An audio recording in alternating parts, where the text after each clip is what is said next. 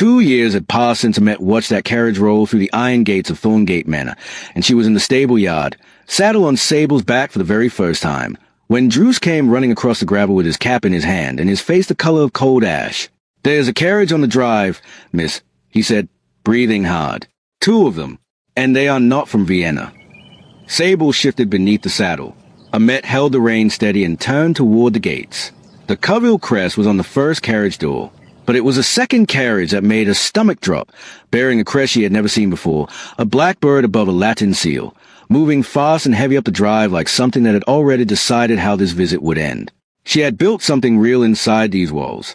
2 years of quiet work, of earning every room, every servant, every stone of Thorngate Manor, and whoever was sitting behind that curtained window had come to take it apart. Sable tossed her head. Amet did not move. "Now tell me this before we go any further. If someone came to destroy the life you had finally, quietly built for yourself, what would you do first? Drop your answer in the comments. Tell us the wonderful part of the world you are watching from, and subscribe because what steps out of that second carriage will shake everything." 2 years had passed since Amet watched that carriage roll through the iron gates of Thorngate Manor, and she was in the stable yard, saddled on Sable's back for the very first time, when Druce came running across the gravel with his cap in his hand and his face the color of cold ash. "Two carriages on the drive, miss," he said, breathing hard. "Neither of them are from Vienna." Sable shifted beneath the new saddle. Amet kept her hand flat on the mare's neck and turned toward the gates. The Coville crest was on the first carriage door. The second carriage bore a crest she had never seen, a blackbird above a dark wax seal, and it was moving up the gravel drive with a particular speed of something that had already decided how the visit would end. Both carriages pulled to a stop in the yard. The first door opened and Portia stepped out, dressed sharply, her auburn hair pinned high, her expression arranged into the version she used when she needed something and intended to get it.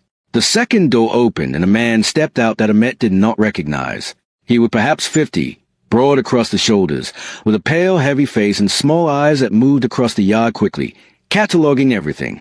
He wore a dark coat and carried a leather document case, and he walked toward the manor steps without waiting to be invited, as though the invitation was simply understood. Mrs. Ballow appeared at the top of the steps before either visitor reached them. She stood with her hands folded and her expression perfectly civil and entirely immovable. "Miss Coville," she said, meaning Portia, "and your companion." "Lord Fenwick Stroud," the man said, without looking at her. "Solicitor to the Coville estate and appointed counsel to the matter of the Grey Hollow marriage contract. I require access to the Duke's study and his household records immediately." Mrs. Ballow did not move. "His Grace is not in residence."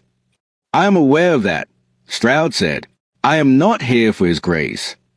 Amet had crossed the yard by then, Sable's lead still in her hand. She stopped at the base of the steps and looked up at Stroud with the same calm she had learned from 2 years of running a household alone, the kind that came not from ease but from deciding, very deliberately, not to be moved. "I am the Duchess of Grey Hollow," she said. "Whatever business you have at Thorngate, you will conduct it through me." Stroud looked at her. His small eyes held no warmth and no hesitation. "That," he said, opening the leather case, producing a folded document, "is precisely what we are here to discuss." Portia had not spoken yet. She stood a few feet behind Stroud, and she looked at Amet with an expression that was not triumph and not shame but something complicated and quiet that lived between the two. Amet did not look at her for long. She took the document from Stroud's hand and read it standing there in the yard, the cold morning air moving around her, Sable breathing warm and steady at her shoulder. It was a formal challenge to the validity of the marriage contract, filed by Lord Coville, supported by a legal argument that the original agreement had named Portia Coville as party, that the substitution had never received Lord Coville's formal written consent, and that therefore the contract as signed was incomplete and unenforceable. The document requested the immediate suspension of all rights granted to Amet Coville under the Grey Hollow estate arrangement pending a full legal review. She read it to the bottom. Then she folded it and held it at her side. "My father signed the original contract," she said, looking at Stroud. "He knew I was here. He received correspondence from this estate.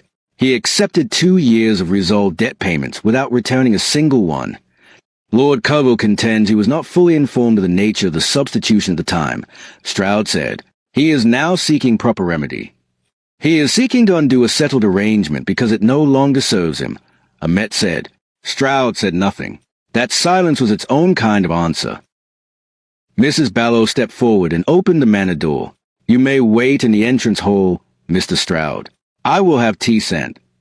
She said it with the iron pleasantness of a woman who had managed difficult visitors for 30 years and found them universally less impressive than they imagined themselves to be. Stroud went inside. Portia moved to follow and then stopped when Annette said her name. They stood in the yard. Druce had taken Sable back toward the stable without being asked. The gravel was quiet around them. "He is doing this because of Captain Borrell," Annette said. It was not a question. Portia pressed her lips together. Father found out. About the meetings. About how long it had been going on. He was furious, and he needed somewhere to direct it. She paused. He decided the contract was a thing to attack. "And you came with Stroud." "I came to warn you," Portia said. "There's a difference." "Is there?" Annette said. Portia looked at her with those sharp eyes that had softened, just slightly, at their edges in 2 years. "Stroud is not here only about the contract. Father has been in contact with Lady Drusilla Fenmore. She has agreed to provide testimony that the substitution was improper and that you have been managing the estate without legitimate authority." The yard felt colder suddenly. "Lady Drusilla," Annette said quietly. "She has been writing to Father since last autumn. I found the letters by accident." Portia looked away.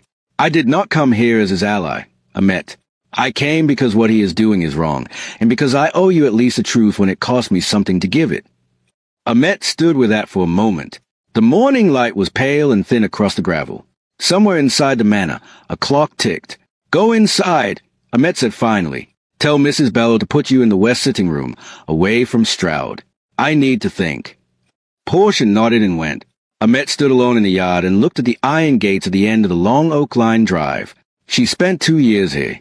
2 years of learning every room, every rhythm, every difficult corner of Thorngate Manor. 2 years of letters from Vienna, arriving every 3 weeks without fail, written in that precise careful hand, each one a little longer than the last. She reached into the pocket of her pelisse. The most recent letter was still there. She had read it 4 times already. She read it once more now, standing in the cold. "I expect to be home before the month ends. The physician is satisfied. There is something I need to say to you that cannot be properly said in a letter. Save the library chair for me, before the month ends." She put the letter away, straightened her back, and went inside to face Stroud. Stroud had made himself comfortable in the Duke's study, which nobody had invited him to do, and was examining the shelves with the expression of a man assessing inventory when Annette came through the door. She did not comment on the presumption. She sat in the chair across from the desk, which was her chair in this room and had been for 2 years, and she looked at him steadily. "Tell me the full extent of what Lord Coville is seeking," she said. Stroud sat and opened his case again. He laid 3 documents on the desk. The challenge to the contract is the first matter. The second is a formal request for an accounting of all estate decisions made during the Duke's absence, on the grounds that an individual of contested legal standing should not have been making binding choices on behalf of a ducal estate. He paused. "The third is a petition to have you removed from Thorngate Manor pending resolution." Annette looked at the documents. "Removed?" she repeated. "As a precautionary measure," Stroud said. "I am the Duchess of Grey Hollow," she said. "Confirmed by a signed and witnessed contract, by 2 years of residence, and by the management of this estate in the Duke's absence.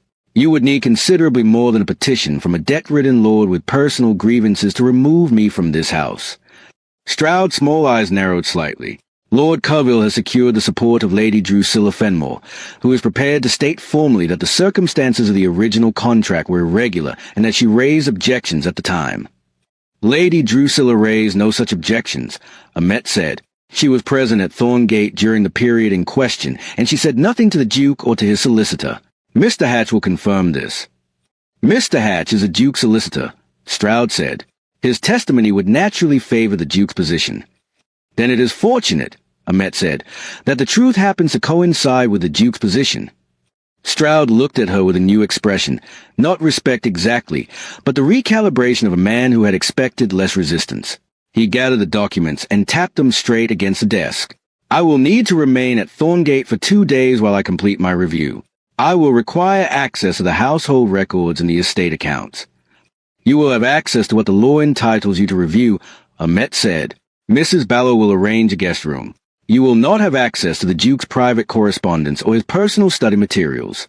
If you attempt to access either, I will have Gerald escort you to the gate." Stroud blinked. Then he closed his case.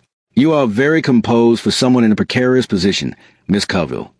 "It is Mrs. Pemberton," Ahmet said quietly, "and I have been in precarious positions before. I find composure more useful than panic in all of them." She rose and left the study. In the corridor outside, she stopped and pressed her back against the wall for exactly 3 seconds, which was all she allowed herself, and then she walked to the kitchen where Mrs. Pendle was rolling pastry with the focused aggression of someone who had already heard everything and had strong feelings about it. "He will not find anything irregular in those accounts," Mrs. Pendle said, without looking up. "I have kept every receipt since the day you took over the housekeeping. Every single one. Gerald can say the same for the staff records." "I know," Ahmet said. "Thank you." "What I want to know," Mrs. Pendle said, pressing the rolling pin down with emphasis, "is where Lady Drusilla gets a nerve. After everything." Ahmet poured herself tea from the pot on the range and stood at the kitchen window looking out at the garden. The snowdrops were long gone. The kitchen garden was full and productive now, the trellises she had found bare and waiting in her first winter now heavy with growth. She had done that. She had learned the names of every plant in that garden. She had learned the name of every person in this house. She had earned every inch of Thorngate Manor, quietly and without performance, in exactly the way she had promised the Duke she would. She was not going to lose it to Stroud's leather case and Lord Coville's wounded pride. Tessa appeared in the kitchen doorway, slightly breathless. "Miss, there is someone at the gate. A rider. He says he carries a message directly from the Duke and will give it to no one but you." Ahmet set down her teacup. She went to the front steps. The rider was young and road-dusty, his horse breathing hard. He held out a sealed letter. She broke it open immediately. The handwriting was faster than usual, less precise, carrying something underneath the words that his letters did not normally carry. "I have heard from Hatch about Stroud and your father's petition. Do not sign anything. Do not agree to anything. I will be at Thorngate by Thursday. Whatever happens before then, hold the ground. It is yours. It has always been yours. And there is something else. Something the physician confirmed 2 days ago that I could not bring myself to write in the previous letter, because I did not know how to say it correctly in ink. I walked to the window this morning. Ahmet, without the chair. 7 steps. I counted them. She stood on the stone steps with the letter in her hands, and the cold air round her, and her eyes went bright and full, and she did not blink for a long moment. Behind her, Tessa had followed out and was standing very still. "Good news?" Tessa asked softly. Ahmet folded the letter and pressed it against her chest the same way she had pressed the book about Sintra on the morning he left. "He is coming home," she said. "Thursday." Tessa made a sound that was half gasp and half something too large for a single breath to contain. Druce appeared from the stable yard, as though the news had carried on the air and found him before anyone spoke it aloud. He looked at Ahmet's face, and he did not need to ask. He simply took his cap off, held it at his chest, and looked at the iron gates at the end of the long drive the way a man looks at something he has been waiting on for 2 years. Inside the manor, Mrs. Ballow was standing in the entrance hall when Ahmet came back through the door. She looked at the letter in Ahmet's hand and the brightness in her eyes, and she pressed both her round, warm hand together in front of her and said nothing at all, because nothing needed to be said. Stroud was still in the guest room with his documents. Portia was still in the west sitting room. Lord Coville's petition was still real and still dangerous and would need to be answered carefully and completely. But Thursday was coming, and on Thursday the gates of Thorngate Manor would open and something would come through them that had left as one thing and were returning as another, changed and whole and entirely itself, and the house would not be quiet after that. Ahmet went to the library. She sat in her chair. She picked up the worn book with the ink drawings of the Sintra Palace, and she opened it to the page with the handwriting in the margin, the line she had read more times than she could count. "The sea from here makes everything feel the right size." She closed it gently and set it on the table beside his empty chair. Thursday. Thursday came and went without a carriage on the drive. Ahmet stood at the east wing window that evening and watched the iron gates until the light failed completely, and the oak trees dissolved into dark shapes against a pewter sky, and there was nothing left to watch but her own reflection in the cold glass. She did not say anything to the staff.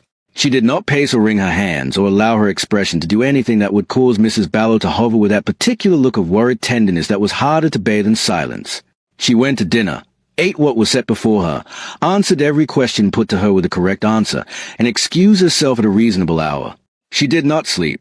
She lay in the dark and listened to Thorngate Manor settle around her, the familiar creak of old wood contracting in the cold, the distant sound of sables shifting in her stable, the clock in the entrance hall ticking 4 minutes fast as it always had. Faithful only to its own rhythm and indifferent to everyone else's anxiety. By the time the first pale light came through the curtain, she had already made a list in her head of everything that needed doing that day, and she rose and dressed without waiting for Tessa, and went downstairs before the kitchen fires were fully built up. Mrs. Pendle looked up from the range with the expression of a woman who had expected this and had the kettle ready. "He is delayed," Ahmet said. It was not a question and not a confession. Simply a fact being placed on the table between them, so it did not have to be spoken around all morning. Men of sense are delayed by sensible reasons, Mrs. Pendle said, and put a cup of strong tea in front of her. By Friday morning, Ahmet had written to Mr. Hatch, precisely and without excess emotion, asking whether he had received any communication from the Duke or from Dr. Albrecht's office in Vienna. By Friday afternoon, Gerald appeared in the study doorway with Mr. Hatch's reply, which was brief and careful and ultimately unsatisfying. He had heard nothing. He was making inquiries through the appropriate channels, and would write again as soon as he had anything of substance to report. Stroud was still at Thorngate, which was its own particular irritation. He moved through the household records with his small eyes and his document case and the systematic thoroughness of a man who was looking for a flaw he had been promised existed, and was growing increasingly unhappy at not finding it. He watched Ahmet across every room he happened to share with her, and waited with visible patience for something to crack. She did not give him the crack. She answered every question he put to her household staff with calm precision, directed Gerald to produce every document requested within the hour of its request, and made absolutely certain that Stroud had no legitimate reason to extend his stay while simultaneously having no pretext to leave early with anything useful. Portia had not gone home. She had sent a brief and plainly worded message to Lord Covell informing him that she was remaining at Thorngate on personal grounds, and would return when she judged it appropriate. Ahmet suspected that message had cost her something real to send. Portia sat with her at breakfast each morning, and did not pretend the atmosphere was comfortable, and did not attempt to fill the silence with empty reassurance.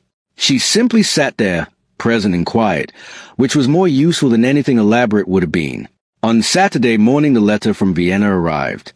Gerald brought it to the library on a small silver tray, which was how he delivered things he understood to be important. Ahmet took it to the window and broke the seal. Dr. Albrecht wrote in the precise formal English of a man who had chosen accuracy over gentleness and stood by that choice. He explained that the Duke had suffered a secondary fever in his final week of treatment, brought on by the cumulative physical strain of a process that had, he wished to emphasize, succeeded beyond the range of what he had initially projected as probable. The walking was real and it was progressing. The 7 steps had become 12, and the 12 were becoming more. But the fever had been severe enough that travel was medically inadvisable until it fully resolved, and Dr. Albrecht was not a man who made exceptions to his own clinical judgment regardless of the pressure applied to him, and considerable pressure had apparently been applied. He was not in danger. He was, by Dr. Albrecht's careful phrasing, a formidably impatient man in a situation that rewarded only patience, and the friction between those two facts had made the past week lively for everyone in the physician's household. Ahmet almost smiled at that. Almost. She read the final paragraph twice. His Grace dictated the following message and insisted I copy it without alteration or editorial softening. He said, "Tell her the ground does not shift just because I am late. She knows how to hold it. She has always known. And tell her the 7th step was hers. She will understand that." She folded the letter, put it in her pocket beside the first one, stood at the window for a long moment looking at the stable yard where Druce was moving between the stalls with his bucket and his permanent slight squint against the morning light, the daily rhythm of the place continuing with a steady indifference to crisis that she had come to find deeply comforting. Then Tessa appeared in the library doorway, slightly breathless, with an expression that mixed nervousness and something that sat closer to alarm. "There's a woman at the gate, Miss," Tessa said. "She came alone, on horseback. She gave her name as Miss Lavinia Harwick, and she says she has an estate business and will not discuss it at the gate." Ahmet turned from the window. "What kind of woman?" Tessa pressed her lips together for a moment. "Young, very fine-looking. She rides like she was born doing it. And she asked for the Duke by his given name, Miss, not his title, his name." The library went very still. "Show her to the entrance hall," Ahmet said. "Ask Mrs. Ballow to be present." I will be down in 2 minutes. She used those 2 minutes to stand at the window and breathe and think, because 2 minutes used well was more valuable than 10 used in reaction. Lavinia Harwick was perhaps 24, with bright, restless dark eyes and the kind of polished beauty that had never been seriously inconvenienced by anything. She stood in the entrance hall in a deep copper riding habit with her dark hair loosened at the sides from a ride, and she looked around Thorngate Manor with the open assessment of someone who had imagined the place and was now comparing the reality to the picture she had built. She looked at Amet when she came down the stairs and smiled with the particular warmth of a woman who has decided in advance that she is not threatened. "You must be the stepsister," she said pleasantly. "I am the Duchess of Grey Hollow," Amet said, reaching the bottom stair and stopping there. "And you are Miss Harwick, who has ridden here alone to congratulate a man who is not in residence on a recovery that was not public knowledge." She kept her voice entirely even. "I am curious how you came to know about it." Something shifted in Lavinia's bright eyes. "Just slightly. Alistair and I were very close before his accident," she said. "Naturally, people who care about him share news." "Naturally," Amet said. "Which people, specifically?" Lavinia smiled again. "I did not come here to quarrel." "You came here because someone told you the Duke was recovering and suggested this was a moment to reappear," Amet said. "And you believe that 2 years of marriage and the management of this entire state would dissolve at the sight of a riding habit and a familiar smile." She looked at her steadily. "I want to be respectful to you, Miss Harwick, because I do not know you and it is possible you genuinely cared for him once. But I know exactly what this visit is, and I know who sent the information that prompted it, and I need you to understand clearly that whatever you imagine finding here is not here." Lavinia's smile thinned to something harder underneath. "Your contract is being legally challenged," she said. "Everyone in the right circles knows it. Whatever you think you have built here is considerably less secure than you are performing." "Gerald," Amet said quietly. Gerald opened the front door with the immaculate timing of a man who had been waiting for that exact moment.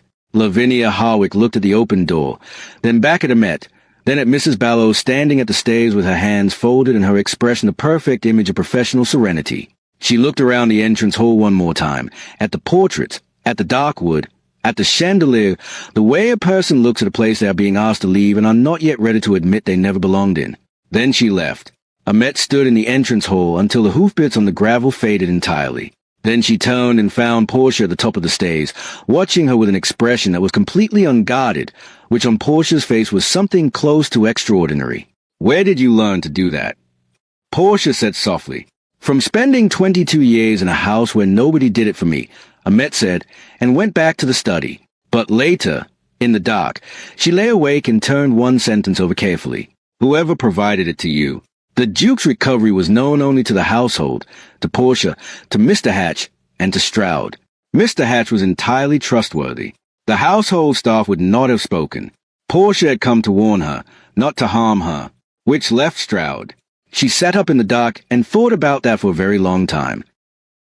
She came down before breakfast the next morning and found Stroud already in the corridor with his coat on and his document case under his arm, which meant he had decided to leave without informing her, which she had anticipated and had risen early specifically to prevent. "Mr. Stroud," she said, "we are not finished." He toned. His small eyes held the careful neutrality of a man who had prepared an exit and was now being asked to account for it. "My review is complete," he said. "The accounts are in order.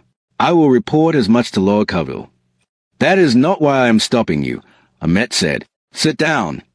They sat in the east sitting room with the flat, cold morning light coming through the tall windows. The fire had not been built up yet, and the room held a particular chill of an early hour, which suited the conversation perfectly. "You told Lavinia Harwick that the Duke was walking," Amet said. The half-second before Stroud arranged his expression was sufficient. "I am not acquainted with the woman," he said. "You were in contact with her before you arrived at Thorngate," Amet said. "She carried details about the Duke's recovery that had not been made public and could not have reached her through any channel other than deliberate communication.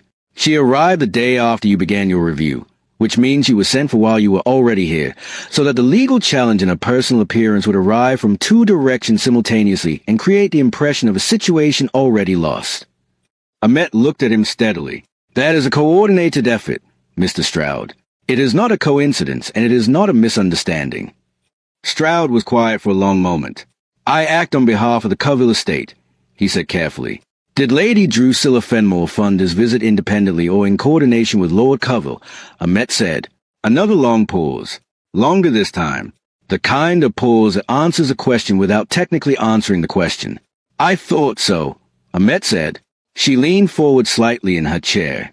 I am going to tell you what happens now, Mr. Stroud, and I need you to listen carefully because I will not repeat it. You will return to Lord Covell and inform him that the accounts are entirely clean, that the contract carries a clause granting me full estate authority during the Duke's absence, duly witnessed and filed with Mr. Hatch, and that every member of this household is prepared to provide signed testimony confirming complete legitimacy of my tenure here. The legal challenge has no foundation. Pursuing it will cost Lord Covell considerably more in legal fees and public reputation than abandoning it will cost him in pride. Stroud said nothing. Furthermore, Ahmet continued, if I find that the communication of private medical information regarding the Duke can be traced to you specifically, I will instruct Mr. Hatch to pursue the matter formally. Whatever Lord Covell or Lady Drusilla promise you for this visit, consider carefully whether it covers that exposure. Stroud stood slowly. He looked at her with an expression that had been entirely stripped of its original professional composure, and was now simply the face of a man who had expected less and encountered more. You are not what Lord Covell described, he said. I know, Ahmet said. You may go. He was through the gate within the hour. She watched his carriage from the library window and allowed herself 3 seconds with her back against the wall, and then moved on. That afternoon she found Portia in the kitchen garden, standing near the stone bench by the reflecting pool, looking at the bare winter beds with an expression Ahmet had not seen on her before. Not calculating, not composed. Simply present, the way a person is present when they have stopped performing for an audience and there is nobody left to perform for. Ahmet walked the path toward her and stood beside her without speaking first. Captain Burrell has asked me to marry him, Portia said, without turning. 3 months ago. Ahmet looked at her. I have not answered him, Portia continued. I was afraid father would use it. Against me, against the contract, against you. I have been afraid of that for 3 months, and in those 3 months the fear has not protected anyone or prevented anything. It has simply cost me 3 months of my own life. She paused. That seems like a very poor return. It is, Ahmet said. Portia turned and looked at her directly. Her eyes were very bright and entirely undefended. I need to ask you something honestly. Not as a strategy. Not as a negotiation. Honestly. She stopped. Do you think a person who has done a genuinely wrong thing is allowed to choose something good afterward, without the weight of the wrong thing canceling out the good one forever? The garden was still. The pale sky pressed low over the hedge walls. Somewhere above them a bird crossed the white cold air and disappeared. I think, Ahmet said carefully, that a person who knows they did wrong and carries it honestly is already doing something right. The carrying of it honestly, that counts for something. Portia pressed her lips together very hard. Her eyes spilled over, just briefly, and then she blinked it back with the discipline of a woman who had spent her whole life deciding what her face was allowed to do. I am sorry, she said, for all of it, for the carriage and the letter and the borrowed gown and all the years before that when I asked things of you that I had no right to ask and gave nothing back. I know, Ahmet said. Answer Captain Burrell. Tell father yourself before he hears it elsewhere, and stop building your life around his reactions, Portia. He has been the wall you arranged yourself against for so long you have forgotten you are allowed to simply walk away from the wall. Portia made a sound that was somewhere between a laugh and something raw. She looked at the bare garden beds, at the trellises standing empty and patient, waiting for whatever spring would bring. You are far kinder than I deserve. I am not being kind, Ahmet said. I am being honest. You are the one who taught me the difference between those two things by spending 25 years confusing them. Portia laughed properly at that, a short surprised sound, and it changed her face entirely, making her look younger and less arranged and considerably more like someone worth knowing.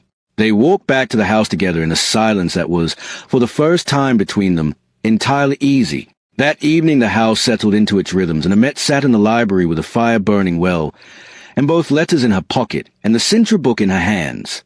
She thought about everything that had arrived at Thorngate in the past week. Stroud and his coordinated documents, Lavinia Harwick and her copper writing habit, and the name she had used as a key to a door that was not Hayes to open. Lady Drusilla writing careful letters through the autumn with the persistent industry of someone dismantling something from a distance. Lord Coville directing his wounded pride at a legal contract because he could not direct it at himself. All of them arriving with various tools and various intentions, each one aimed at the same thing, at loosening her grip on the life she had quietly and completely made here. None of it had worked. She held that knowledge without triumph because triumph would have made it about them, and it was not about them. It was about something she had discovered inside herself over 2 years of being alone in a large house with difficult horses and complicated people and long evenings and longer winters. She was not the woman who had stepped out of a carriage 2 years ago with a borrowed name and borrowed courage and a sealed letter she had not been permitted to read. She was something else now. Someone who had been tested from every direction and had remained, consistently and without performance, entirely herself. She opened the book to the margin note, the familiar handwriting, the sentence she could have recited from memory by now. The sea from here makes everything feel the right size. She had never seen that sea, but she knew the feeling. She was sitting in it, across the fire. His chair waited. The month was not yet over. The last week of the month arrived quietly, the way the most significant things tend to arrive, without announcement, without the dramatic shift in atmosphere that the occasion seemed to deserve. The gardens held their winter stillness. The fountain basin stayed empty. The oak trees along the drive stood bare and patient in the cold morning light, waiting in the particular way that old things wait, without urgency and without doubt. Ahmed had stopped going to the east window every evening, not because she had stopped expecting him, but because she had decided that waiting at windows was a thing she did not want to become. She had watched enough of her life from the edges of rooms, from corners and doorways and carriage windows, observing things that were happening to other people while her own hours passed unmarked. She was not going to spend the remaining days of this month pressed against cold glass, measuring the drive for carriages. She filled the days instead. On Monday she rode Sable for the second time, not in the yard this time, not contained and cautious, but out through the side gate and along the bridle path that ran beside the estate wall through a corridor of bare beech trees, their silver trunks close together like the columns of a very old and roofless hall. Sable moved beneath her with the powerful economy of a horse that had decided, privately and on her own terms, that this was acceptable. Druce rode 20 yards behind on a steadier animal, close enough to be useful and far enough to make clear he was not supervising. The cold air came at her face, and she let it. The path curved, and the estate wall fell away on one side, and the open field spread out to the left, frost-pale and enormous under wide English sky. Ahmed felt something loosen in her chest that she had not realized had been held tight, some last compressed portion of the tension of the past weeks releasing into the cold and the space and the sound of hooves on frozen ground. She did not think about Stroud. She did not think about Lavinia Harwick or Lord Coville or Lady Drusilla and her carefully composed letters. She thought about nothing at all for almost an hour, which was, she had learned, a different and more necessary thing than thinking carefully about everything. When she brought Sable back into the yard, Druce took the mare's bridle and looked at Ahmed with that sideways squint that meant he had an opinion he was deciding whether to offer. "Say it," Ahmed said, swinging down. "She went better today than yesterday," Druce said, "and yesterday she did better than the day before." He ran his hand along Sable's neck. She is what she always was. She just needed someone patient enough to wait for her to show it. He was not talking about the horse. They both knew it. Ahmed did not comment on that, and neither did he, which was a particular language of a man who communicated in observations about animals because direct sentiment made him uncomfortable, and a woman who had learned to receive that language for exactly what it was. On Tuesday a letter arrived from Mr. Hatch, not from Vienna this time, but from London, where he had apparently been making inquiries of his own with a thoroughness that the situation warranted. He wrote that he had investigated the question of who had communicated the Duke's private medical information to outside parties and had found sufficient evidence to establish that the breach had originated with Stroud, who had been in correspondence with Lady Drusilla Fenmore since before his arrival at Thorngate. Lady Drusilla had subsequently shared the information with Lavinia Harwick and with Lord Coville, who had used it as a timing mechanism for his legal challenge, intending the personal and the legal pressures to arrive simultaneously and compound each other. Mr. Hatch had written formal letters to all relevant parties making clear that this constituted a serious breach of privacy with respect to a peer of the realm, and that if any further action was taken against the Grey Hollow estate or its Duchess, he would pursue the matter through every available legal channel with a full weight of the Duke's title and resources behind it. He had also, with quiet and devastating efficiency, filed a counter-petition that effectively neutralized Lord Coville's challenge before it could reach the stage of formal hearing. He added, in a brief postscript written in slightly less formal language than the rest, that Lord Covell had received the Count petition that morning and had gone very quiet, which Mr. Hatch described as a promising sign. Ahmet read the letter twice and then set it on the desk and sat for a moment with her hands flat on the surface and her eyes closed. Not from relief exactly, though relief was part of it. From something deeper and more complete. The knowledge that the thing she had built was not only Hayes and her own understanding of it, but was legally, formally, unambiguously Hayes in every record and document that mattered. That no one could arrive at these gates again with a leather case and a coordinated plan, and take it from her. She opened her eyes and picked up a pen and wrote a reply to Mr. Hatch that was 3 sentences long, thanked him for his wake, confirmed she had no further concerns requiring immediate attention, and asked him to be available the following week, when the Duke would be home and would require full briefing. She wrote those words without hesitation, when the Duke would be home, as though it were already true, because it was already true. It was simply a matter of the road delivering him. On Wednesday, Portia left. She came to the library in the morning, dressed for travel, with her hair arranged and her expression settled into something that was new on her face. Not the old composure that had always been a kind of armor. Something quieter and more genuine, a face that had decided to stop bracing and simply be. "I am going to answer Captain Burrell," she said, from the doorway. "Good," Ahmet said, "and I am going to tell Father about him myself, today, before I lose my nerve." "You will not lose a nerve," Ahmet said. "You have never lacked nerve, Portia. You have just spent most of it on the wrong things." Portia looked at her for a long moment. Something moved across her face that was too large and too complicated to name, the residue of years and wrongs and the particular difficulty of loving someone you have also used, and being loved back by them in spite of it. She did not try to put it into words. She simply pressed her lips together and nodded once, firmly, the way a person nods when they have made a decision they are going to keep. "He will be good for you," Ahmet said. "Captain Burrell. The way you spoke of him, in the yard that day, when all performance was gone and it was just your voice saying his name. That was real. Build on that." Portia crossed the library in 3 steps and did something she had never once done in all the years their parents had made them family. She took Ahmet's hand in both of Hayes and held it briefly and hard, and then she let go and turned and walked out of the room before either of them had to manage what came next. Ahmet listened to her footsteps down the corridor, the front door, the carriage on the gravel, the sound of it moving away down the long drive between the oak trees. Then the house was quiet again. That afternoon Mrs. Ballow brought tea to the library without being asked and sat in the small chair near the door for a few minutes, which was her way of being present without intruding. She looked around the room with a fond, proprietary expression of someone who has kept a place alive through difficult seasons and feels entitled to appreciate it. "The east bedroom needs to be aired," she said eventually, in a tone that was not about the east bedroom at all. "Then air it," Ahmet said. Mrs. Ballow nodded once and rose. At the doorway she paused. "Mrs. Pendle has been cooking since yesterday morning," she said. "She has made 3 things that are not on the regular menu, and has refused to explain why." "Let her cook," Ahmet said. Mrs. Ballow left with a particular satisfied expression of a woman whose meaning had been fully received. That evening Ahmet sat in the library later than usual. The fire burned low and she let it, watching the coals shift and settle in the grate, the light going amber and deep. She held the Sintra book, but did not open it. She had read every page of it by now. She knew the ink drawings by heart, the cliff face and the towers and the long view down to the water. She knew the margin notes, the precise handwriting that had been put there by a woman she had never met who had loved the same palace in the same book, and left her thoughts in the margins the way some people leave flowers at places that mattered to them. She set the book on the table beside his chair. She looked at his chair for a long moment. The worn arms, the particular angle at which it sat, positioned slightly toward the fire and slightly toward the window because that was how he had always placed it, wanting both the warmth and the light. She had not moved it in 2 years. The staff had not moved it.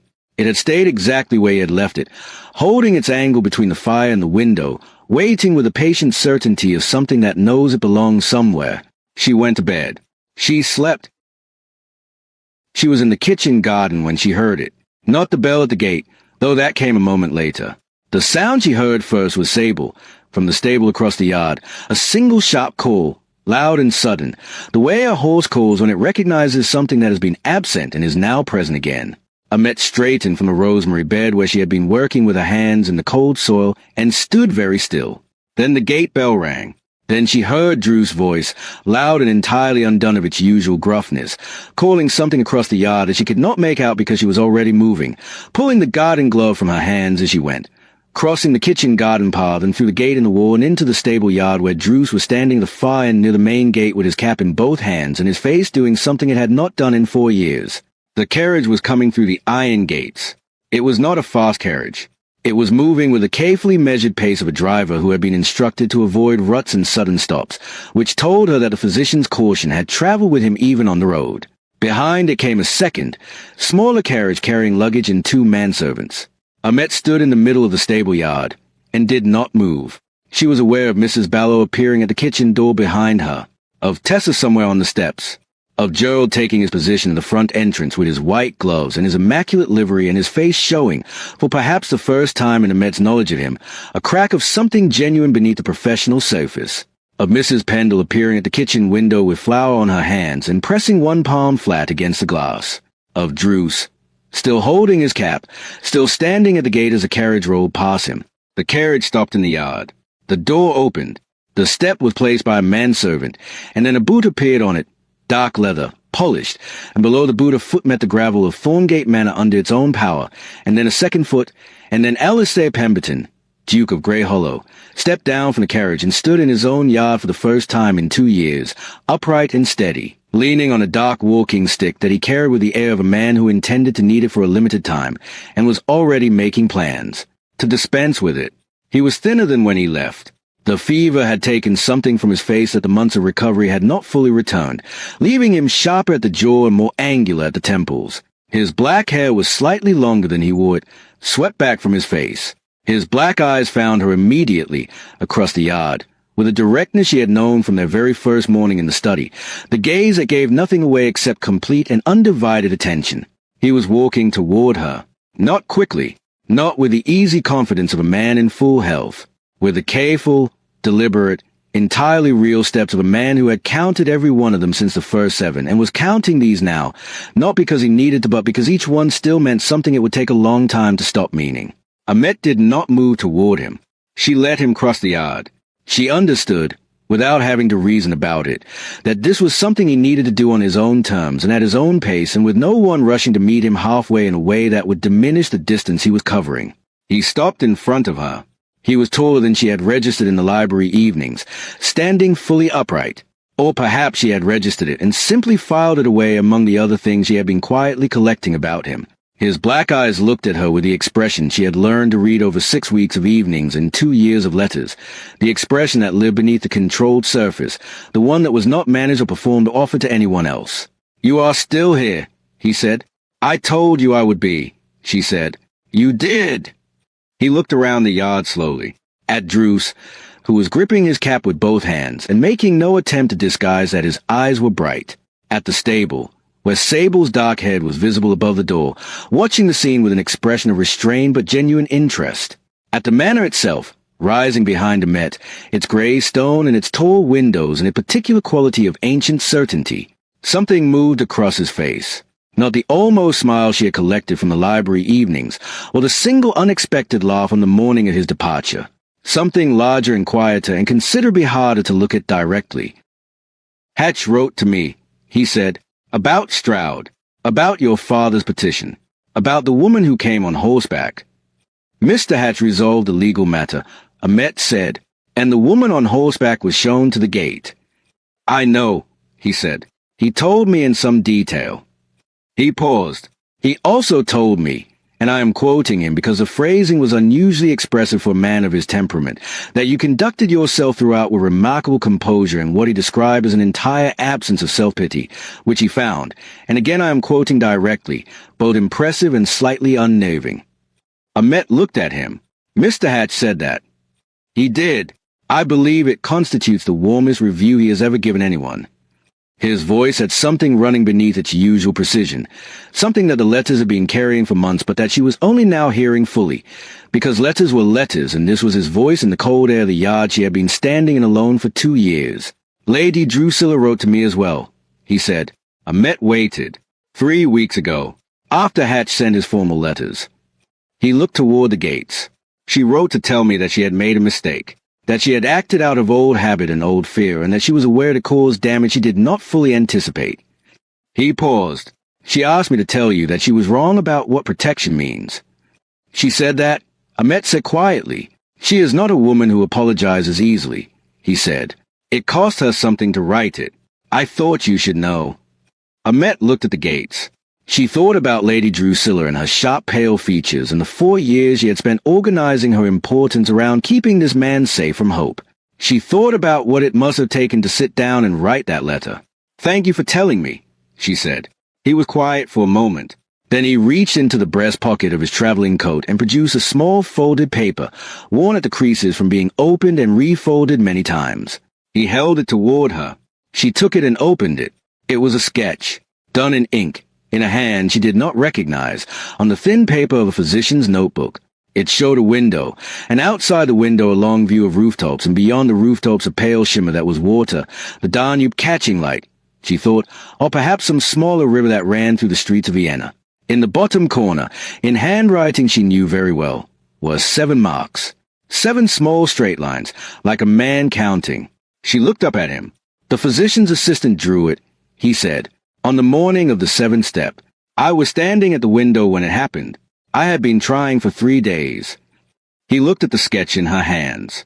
I asked him to draw what I was looking at, because I wanted to remember exactly what I was seeing at the moment it happened. He paused. I wanted to be able to show you. The yard was absolutely quiet.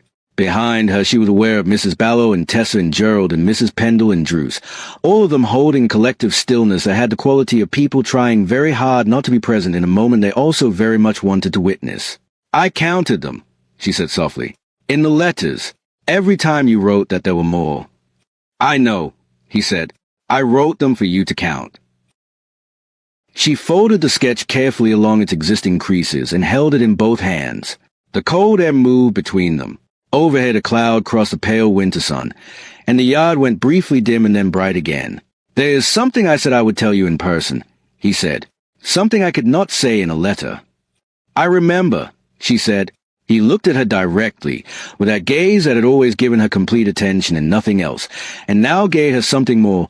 The thing beneath the attention, the thing she had been watching move closer through 6 weeks of evenings and 2 years of letters and this entire long year of holding the ground. I did not go to Vienna only for my legs, he said. I went because you were here, because there was something here worth coming back to fully, worth the pain and the fever and the months of it. He paused, and when he continued his voice was quiet and entirely without performance. I have spent 4 years inside these walls being half of what I was and telling myself it was enough. It was not enough, not because of the chair, because I had stopped believing that the full version of this life was still available to me. He looked at Thorngate Manor behind her, at the stone and the windows and the ancient certainty of it. You changed that, not by saying anything large or dramatic, by simply being exactly what you said you were, on that first morning in the study, and continuing to be it every day after. Ahmet looked at him, at the face she had been learning for 2 years through evenings and letters and the long patient work of coming to know someone real. At the black eyes that had watched across a gravel drive 2 years ago and knew immediately she was not who she claimed, and had let her in anyway, in that one act of unexpected mercy that had started everything. I held the ground, she said. You held the ground, he said. It was not difficult, she said. It was mine.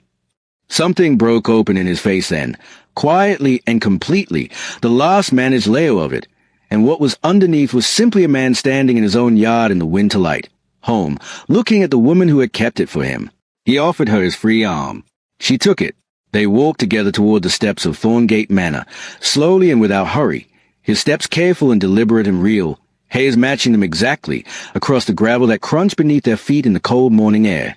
Behind them, Druce put his cap back on and turned to the stables and cleared his throat very loudly to cover whatever his face was doing. Mrs. Pendle disappeared from the kitchen window, and there was the immediate sound of pans, which was how she expressed everything that mattered to her. Tessa made a sound on the steps that she converted quickly into a cough.